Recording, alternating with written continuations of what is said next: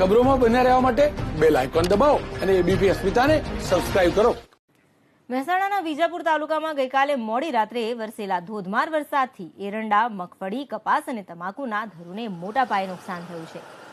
મહત્વનું છે કે રાજ્ય સરકારે કૃષિ સહાયની જે યોજના જાહેર કરી તેમાં 15 ઓક્ટોબરથી 15 નવેમ્બર દરમિયાન 48 કલાકમાં 2 ઇંચ કરતાં વધુ વરસાદ વરસે તો સહાય આપવાની જાહેરાત કરાઈ છે. અહીંના ખેડૂતોએ નુકસાનીનો સર્વે કરી વળતર ચૂકવવા માંગ કરી છે.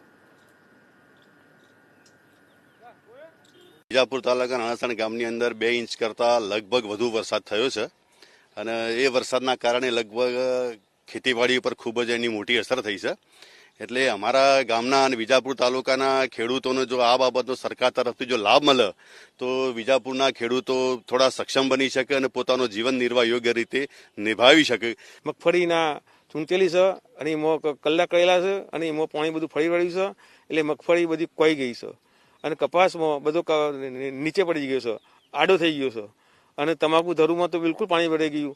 તમાકુ ધરું બિલકુલ ખતમ થઈ ગયો છે. એટલે અમારા ખાતર બિયારના ખર્ચા બધા પડેલા છે એ પણ ઊભા થયા નથી.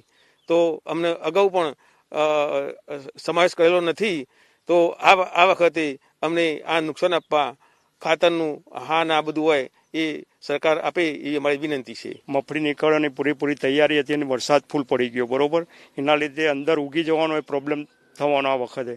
એટલે ખેડૂતો પોતાનો ખર્ચો પણ ઊભો કરી શકે ના એવી પોઝિશન થયેલી છે અત્યારે. ગઈકાલે 12:30 થી લગભગ 3 વાગ્યા સુધી વાવાઝોડા અને વરસાદ બંનેનો મારો હતો. એટલે લગભગ તો 2.5 ઇંચ જેટલો વરસાદ વિજાપુર તાલુકાની અંદર પડ્યો છે અને પાકને પુષ્કળ નુકસાન થયું છે. તો સરકારશ્રી ખેડૂતોને આર્થિક મદદરૂપ થાય એવી મારી નમ્ર વિનંતી છે.